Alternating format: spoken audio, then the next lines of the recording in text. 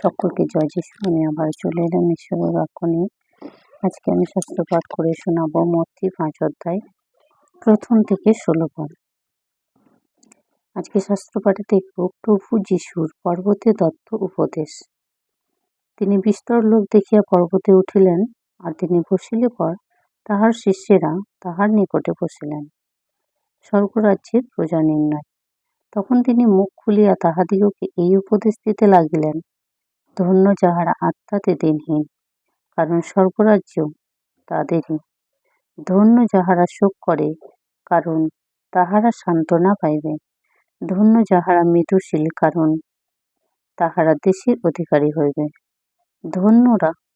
ধন্য যাহারা ধার্মিকতার জন্য ক্ষুধিত ও তৃষ্ণিত, কারণ তাহারা পরিতৃপ্ত হইবে। ধন্য যাহারা দয়াশীল, কারণ তাহার দয়া পাইবে। ধন্য যাহারা নির্মলান্তকরণ, কারণ তাহারা ঈশ্বরের দর্শন পাইবে। ধন্য যাহারা মিলন করিয়া দেয়, কারণ তাহারা ঈশ্বরের পুত্র বলিয়া আখ্যাত হইবে।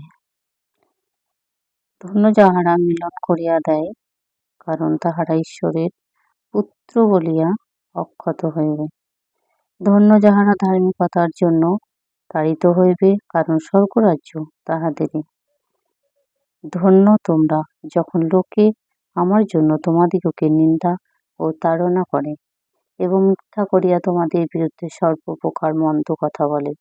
আনন্দ করিয়া উল্লাসিত হইও, কেননা স্বর্গে তোমাদের পুরস্কার প্রচুর।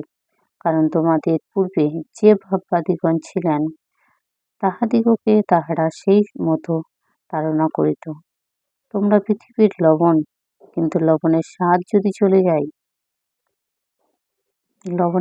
যদি যায়, তবে তাহা কি প্রকারে লবণের গুণ বিশিষ্ট করা যাইবে?